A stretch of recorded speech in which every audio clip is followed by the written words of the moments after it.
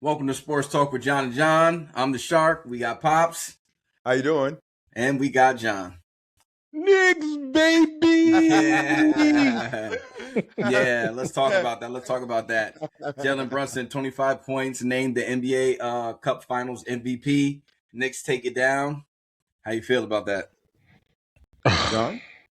I know you're feeling good. He's got his Knicks tape jersey on.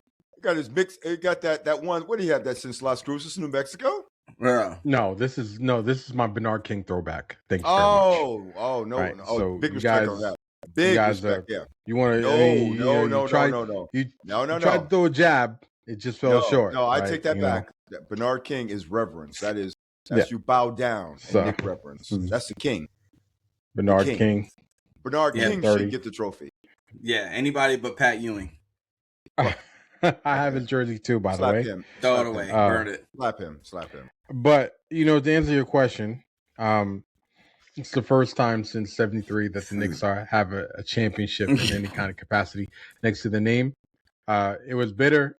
It was sweet because they did it beating the Spurs, who, if you remember, in 1999, the Knicks played shorthanded against the Spurs team dominated by Tim Duncan and David Robinson, and they were Sam bounced Cassell. up out of there. Yeah, well, they were no. Sam Cassell was Houston. No, that was who's the guard for Robert Horry. No, we're not Robert Horry. Was No. It was the other guy, the guard for the Spurs that gave the Knicks. well, hell. Tony Parker, maybe I forgot, but or the Avery Johnson. By the way. No, it wasn't. You talking about? I know who you're talking about, Dad. You know what I'm talking about? Yeah. This is back in the day. Yeah, the guard for Talking the about Spurs. 99 in the 99 series. I mean, you know what? Yeah, but Avery Johnson wasn't the starting point guard. No, he wasn't. No, there was another black guy who was the starting point guard, And he killed the Knicks. Like he killed not Mario Ellis. Eli. No, Was it okay, but Mario he's Ellis? the two guard. He was a two guard. Mario Ellie was on the Rockets. Was on the Spurs. He was on the Mario Ellie Spurs. was on. No, Yeah, Mario was on the Ellie Spurs. when they played. Mario Ellie Mario was Ellie the was. Spurs. Mario Ellis was on John. Mario He Ellis was torching him. He's was like number 5. He was torching him. Mario he Ellie was on the torched the Rockets. Knicks. Mario Ellie. No, Mario he Ellie was played on with the the Rockets. Spurs, John. He played. Listen. Okay. John, look it up, Obi. Mario Yeah. Ellie was with the Spurs in All right. 1999. Well, he also played with the Rockets as well too. He actually torched us Yeah, on he the did. Rockets He did. as well too. There's no argument. Sean Elliott was the other one. So Andrew Sean Gage, Elliott as Jaren well, Jack. so- Yeah, Sean Elliott. Yeah. He played on the Spurs 99 and 2000. Right. So right. Mario Elliott Yeah, he was a torched us 40. He was a twice. 40% 3-point shooter. Sam Cassell was the guard you were thinking about. Sam Cassell played on the Rockets, though. He wasn't on the Yeah, Spurs. I'm sorry about that one. Right. Yeah, got them mixed up. But Mario Ellie, by the way, a New York native. By the way, that's just a point of reference. But anyway, like I was saying, we finally were able to actually beat the Spurs in something meaningful, and I loved it. I watched the game. I mean, look, I don't want to hear any BS about people talking about it's a in-season tournament. It doesn't count. Look, I remember when LeBron and the Lakers won it. They did everything but damn near throw a parade in the middle of LA. You know what? We touted LeBron. We counted it as a championship. You know what? So we're not going to devalue that. They didn't count it as a championship. They did. They said LeBron is the first person. The Lakers are the first team to win the in-season tournament. You know, ESPN went about 2 weeks long talking about the praises of the Lakers. But it was his first year. It came out. So yeah, I don't want to hear. They got to build buzz around it. We're going to keep the same energy. Okay, well, we're going to keep the same energy. We're going to keep it built up now. You know, the difference is now is that the in-season tournament now is in New York. We won, but more importantly, you know what? It just shows something. Like the funny thing about this tournament is that it's a one and done, right? It's a one and done.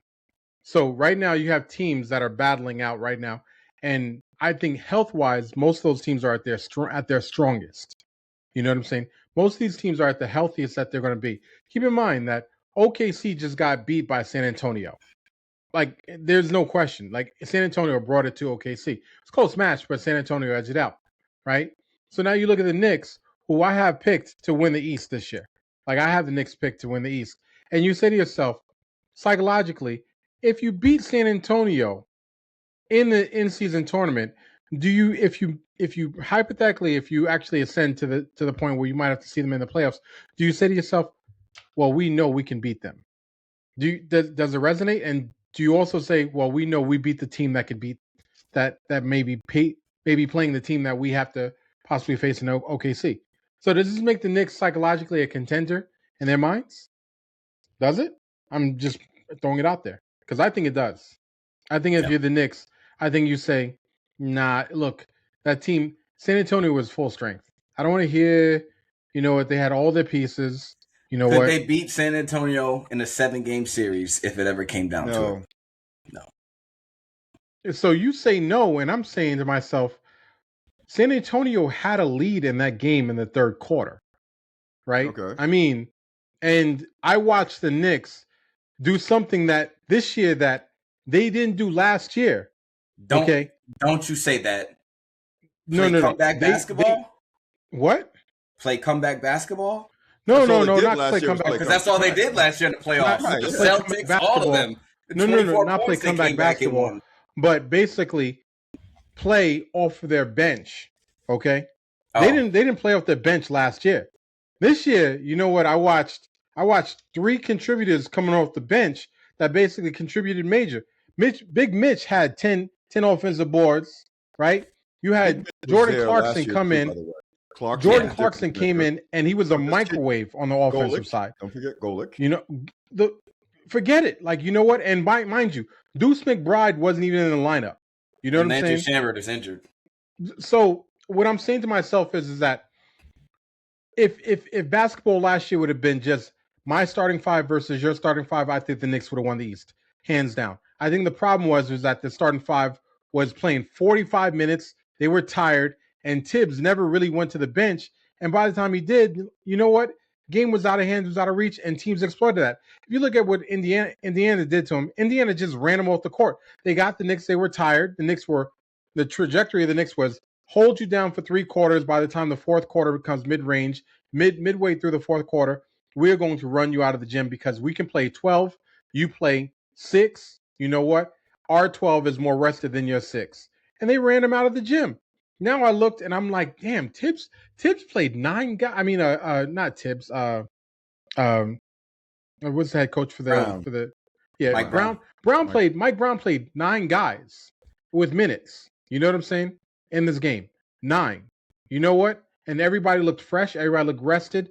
Mind you, 2 guys weren't even there, and Shamet and McBride. So I'm saying to myself, well, if the Knicks needed a bench, I think that they have a bench.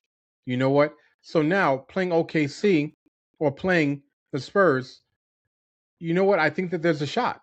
I don't think that it's. I don't think that they're to get 4-0'd. I think there's a shot. You got some stuff right here, huh? You got some stuff right here. Because everything you're saying is pure garbage.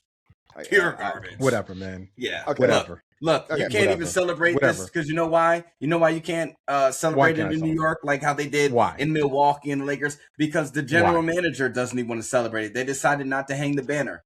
He said, and I quote, "We got bigger bubbles to burst." They believe they can win. So you're saying no, they can win. Let's hang it high. I think that's wrong though, Michael. I think this is a banner. I think you should be celebrating this. I think it's not like this was locked out to, teams were locked out. You had to actually get in this tournament, and you had to win. Yeah, one game. I'm not the one who did one and done. Hang it up. I think I'm just agreeing with that management decision, and I do agree with John to a certain extent that the Knicks came, and like everyone else, you had to win to get in. It's not you're not going to play a 5-game or 7-game series. You're just going to play one game, and at that one game, you got to be on your A game. And the Knicks were on their A game, and I watched last night. This was. I would have liked to have seen a little bit more from Karl Anthony Towns, just like a little bit more. But I did see enough of him physically that said that he could play. But I also want to give some truth to this. Say it. It's not like Wembanyama. Like Wemby is not the most physical guy in the world. Where's my hanger? No, he's not. No, he's not the most physical guy in the world. No. And there were a couple of plays or a couple of stretches where the guy who I thought is the guy the Knicks should really run some plays behind, and I said it off camera. I say that OG Anunoby,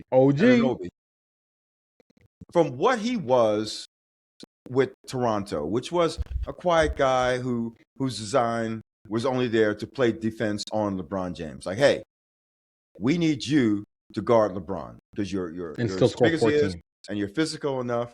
And he did a fair job, although they never beat LeBron. But he did a fair job. But where his maturation has come to at this point in terms of being a player, I didn't know he could shoot so well. I know he had heart, but I didn't know he was that physical. I mean, he can really go to the boards. Last night in that playoff game, when I see it, OG, 40 minutes played, still look fresh. 40 minutes, still look fresh. He gave you 20, 25 points and 9 rebounds and 4 assists. That's a good stat line for anybody in any division or any league. That's a great stat line, but it's the 40 minutes that makes a difference to me, which means he was rotating on different guys at different positions. So he was on Vassell, who's a hell of a shooter. He's rotating the system on Wemby. He's jumping out on the pick and roll to keep De'Aaron Fox from getting anywhere, and he did a good job on all 3 of those things. I know Jalen Brunson is the man, but I think they need to start saying, hey, you know what, this guy OG, maybe we can run one or two plays for him. I really liked it. And in terms of Knicks going anywhere after this, I think it's a building block, but I still think it's Lego blocks. It's still Lego blocks. It's not. We're not until this is 7, 10, 12 games in a row where we're going into the West Coast. We're going into Denver. We're going to play Joker, and we're going to mop them up. And then we're going to OKC, and we're going to win by 3. And then we can start talking. Let me see. Both you the now. Knicks have won 6 in a row. The Knicks won 6 in a row. They've won 6 in a row. I'm going to go with the analytics, The Knicks would be out first round. Shut up. The Knicks would be out first round of the playoffs. Shut up. Let's go with the analytics. After teams that have won the NBA Cup raised the banner, how far did they go in the playoffs that year? Lakers out first round. Milwaukee out first round. Knicks out first round. I'm calling it. Chat. Leave me one in the chat if you think Knicks are out first round. Subscribe. First of all, they didn't raise the banner. Yeah, they don't want to raise the banner. It doesn't matter. They won the cup. They won the cup. They put on the goggles and they popped the champagne. This was a team that last year made it all the way, was 2 games away from possibly playing in the NBA championship. No doubt. Just 2 games. 2 games. Okay? Like 2 games. Okay? And mind you, you can't tell me that they were fresh coming down the stretch. You had guys on that team that were basically playing on ether at that point in time. Tibbs, if you got a merit badge for running guys into the ground, Tibbs would have a whole chest full of medals and merit badges. Tibbs played those guys. I think Tibbs got a raw deal. No, Tibbs played guys 47 minutes. Look, Mikal Bridges has never missed a game. Mikal Bridges is playing 46 minutes a game, 82 games a season. Like, Tibbs was like, you're here, you're going to play. And guys, I mean, I believe players want to play. 2 games away. It's not a philosophy that Boston did the same thing for years and years. Mikal Bird Parish. But in this new NBA, and this isn't something new for the Knicks, by the way. This guy's playing these minutes. Patrick Ewing, Charles Oakley. Come on, John. We're talking about a different NBA. In this NBA, minutes is minutes, John. Minutes is minutes. What? No. Minutes are minutes. Absolutely, I agree. But in this NBA, you have teams that are basically are playing a game of attrition. They're running fresh bodies at you every game. They're running 2 to every 1. Now you got a team that's going to play 12 guys or 11 guys, and you got a team that's going to stick with 6. Okay? 7 maybe. You know what I'm saying? 7 people on the team are going to play versus a team that's going to play 12. That's a whole nother starting 5. That's fresh legs that are coming in, and they're basically challenging you. Okay? Tibbs was notorious for playing his every analyst, every reporter, every beat reporter, every news personalities watched the games, and they were saying, look, Tibbs, you got to play your bench. What's the point of having a bench if you're not going to play it? You know what? That was a knock. You know what? All of a sudden now you see the Knicks and you're seeing guys that basically are coming and contributing, coming off the bench, and it's a miracle. By the way, coaching move of the day. Okay, Jalen Brunson turns the ball over. You know what? They bring the secondary point guard, relieve pressure off of Jalen Brunson. Jalen Brunson plays a de facto 2. Jalen Brunson goes off. Okay? So mind you, I don't want to hear the concept of like the Knicks can't beat a team. I think that, you know what, I'm not saying crown them. Let's crown it and get it over with. I don't think that's not a concept. I think that's a reality. I just don't think. I think they're the best team in the East. I really do. I think they are. But I think if they go West, they get it handed to them. Well, I think that they possibly lose. I don't even think they beat the Lakers. I don't even think they beat the Lakers. Before they even go West, they ain't got no chance coming up north to Detroit. You're crazy. You're crazy. They ain't got no choice. They ain't got no chance up in Detroit. This ain't last year. Nah, this is a new Detroit team. This is a new Detroit team. Look, we're not Detroit team. So they're gonna go from being bounced off in the first to all of a sudden now they're competing for the NBA championship. Playing Detroit, I can tell you that much. Someone's gonna lose. And the Knicks are every bit as physical as Detroit is. Neither one of them has lost a step. The only difference is that the Knicks now play with the bench. No. So you know what? You can miss me with Detroit. Has ultimate confidence. Ultimate confidence. Talk to me after All-Star break. Okay. You know what? Listen, I agree with everything you said, John. One team has the pedigree for it, and you know what? One team is trying to get pedigree for it. to this. Only one retort, and I'm done with it. I think the Knicks, give them the props that won the championship. This does count for something. I feel like it does count for something. Every team had a chance to get in it. Not everybody won it. It should be celebrated. It is something to be celebrated. But going forward, I don't know if they get past to the second round. It's going to be a real tough haul in that. But just my last point was, when we look back at minutes played, and you guys started watching basketball in the 80s, and then we get to the 90s, and we really start watching basketball together. We saw teams that essentially coaches at that era say that this is my starting 5. You're Patrick Ewing. You're going to play. It's 46 minutes in there. It's 48 minutes a game, right? You're Patrick Ewing. How many minutes are you going to play? 46. That's right. You're Charles Oakley. How many minutes are you going to play? 47. 47 maybe, right. Because when Patrick sits down, you're going to move to center. 47. Right. You're with Boston. You're Parrish, McHale. You're Michael Jordan. You don't even want to come out of the game. You're Scottie Pippen. You're going to play 44 minutes. You're Dennis Rodman. You're going to play 47. Every team and all those coaches were decided on one exclusive thing, that if you were going to win, it was because of the guys who were going to bring you there, whether it was the playoffs or the regular season. And in the regular season, you're playing that, but the playoffs, you're going to play even more. So I don't buy into the fact that Tibbs should be crucified. I didn't like it, but I don't buy into the fact that the Knicks faltered because they were tired. Okay. As a player, so, if I told you, you know what, John, you didn't win because, your legs got tired. I ain't buying that. I'm not. So we'll just use the last 2 teams to win it. Okay. So who beat the Knicks? The Pacers. Okay. How many players for the Pacers played consistently over 40 minutes a game every single game versus how many players for the Knicks played over 40 minutes consistently for the game? And you'll see that there's a disparity. Like the Knicks, you had 4 guys out of 5 playing over 40 minutes every single game. Yeah, but I thought the Knicks were a better team to begin with than the Pacers. Wait, hold on. Wait, I'm not debating that. But what I'm saying is that you made a statement about comparing NBA from the 80s, 90s, and I'm telling you that OKC rotated 10 guys in, 11 guys in their championship run. 11. They didn't win with just a starting 5. Shea's playing 35 minutes a game. Shea's not playing 47 minutes. Yeah, but he's rotating guys in, but they're all 6'6", 6'7", 6'8", 6'6", 6'7". But no one's playing anything big.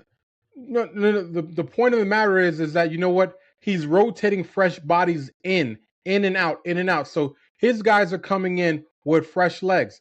I don't care who you are. You could be the best player in the world individually, but if I have to play, it's the Patrick Ewing syndrome.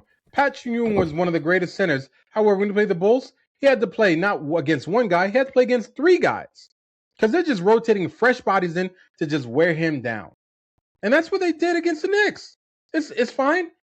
But you know what? The coaching match was that when Tibbs actually did go to his bench and give guys like Landry Shamet, extended minutes.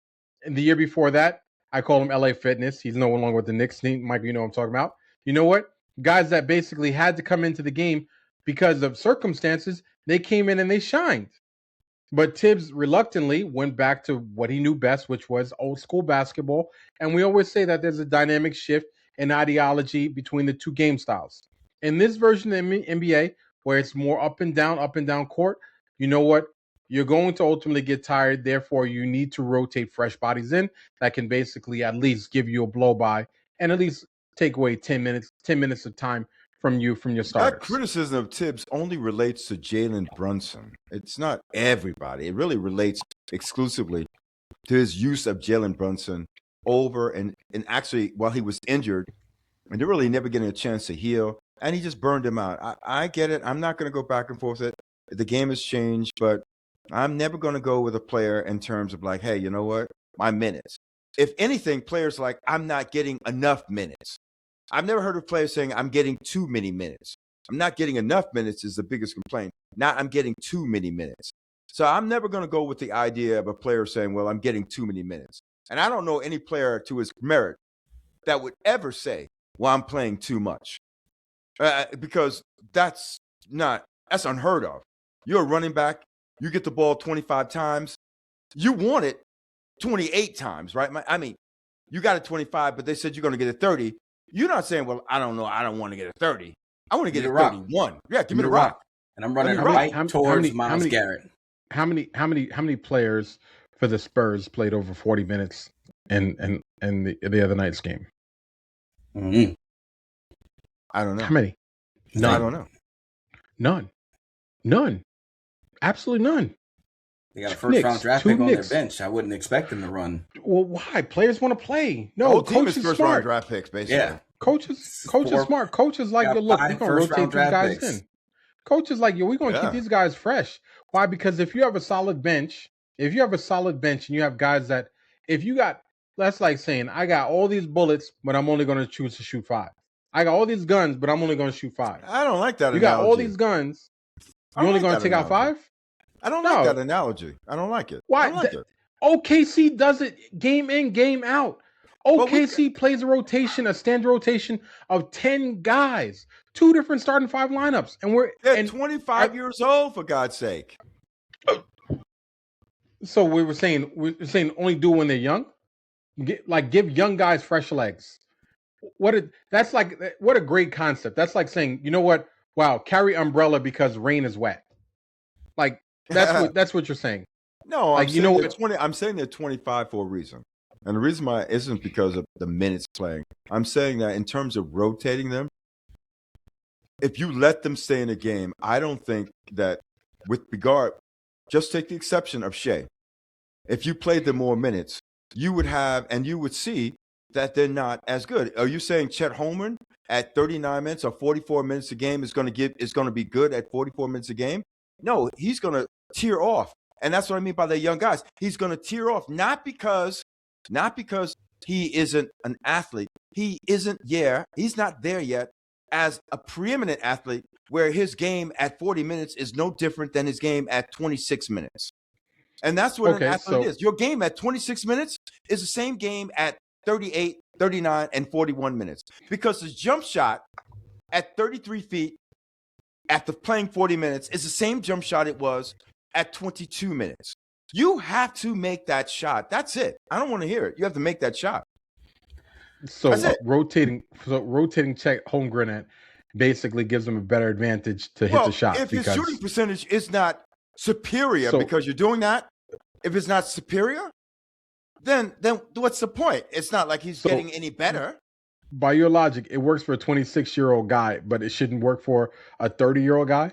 No, I didn't say rotating works. I said that the idea that being 26 and rotating him for minutes, I'm not in favor of that. I'm saying he needs to play more. Right. He needs to play more.